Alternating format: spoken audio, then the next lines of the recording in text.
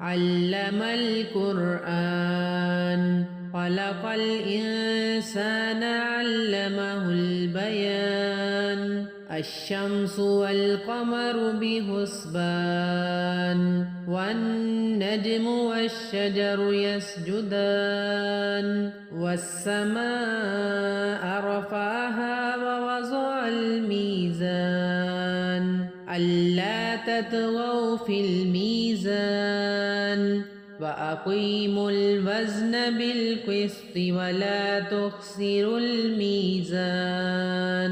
والأرض وضعها للأنام فيها فاكهة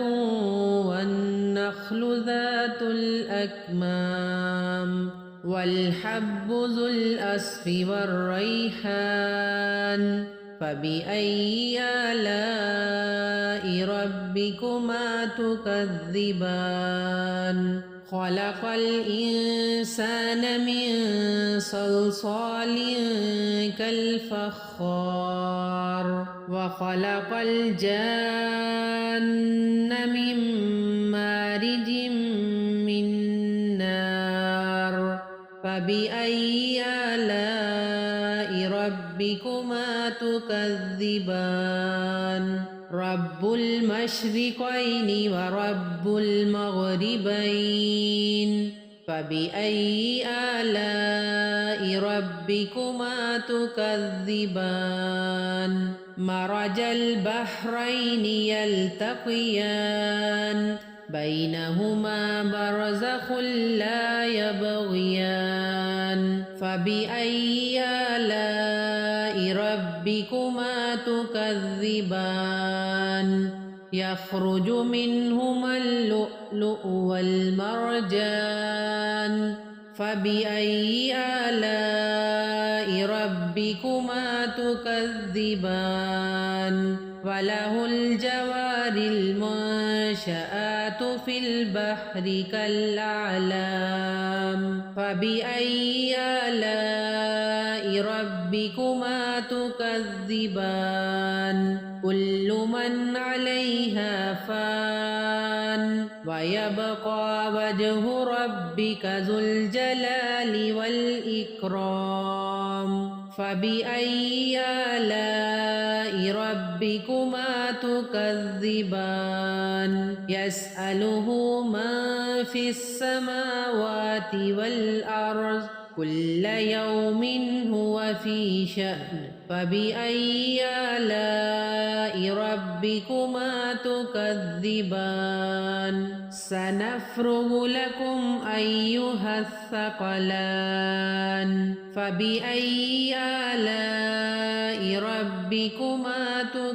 تكذبان يا معشر الجن والإنس إن استطعتم أن تنفذوا من أقطار السماوات والأرض فانفذوا لا تنفذون إلا بسلطان فبأي آلاء ربكما تكذبان يرسل عليكما شواظ من نار ونحاس فلا تنتصران فبأي آلاء ربكما تكذبان فإذا انشقت السماء فكانت وردة كالدهان فبأي آلاء ربكما تكذبان فيومئذ لا يسأل عن ذنبه إنس ولا جان فبأي آلاء ربكما تكذبان يعرف المجرمون بسيماهم فيؤخذ بالنواصي والأقدام فبأي آلاء ربكما تكذبان هذه جهنم التي يكذب بها المجرمون يطوفون بينها وبين حميم آن فبأي آلاء ربكما تكذبان ولمن خاف مقام ربه جنتان فبأي آلاء ربكما تكذبان ذواتا أفنان فبأي آلاء ربكما تكذبان فيهما عينان تجريان فبأي آلاء ربكما تكذبان فيهما من كل فاكهة زوجان فبأي آلاء ربكما تكذبان متكئين على فرش بطائنها من استبرق وجنى الجنتين دان فبأي آلاء ربكما تكذبان فيهن قاصرات الطرف لم يطمثهن إنس قبلهم ولا جان فبأي آلاء ربكما تكذبان كأنهن الياقوت والمرجان فبأي آلاء ربكما تكذبان هل جزاء الإحسان إلا الإحسان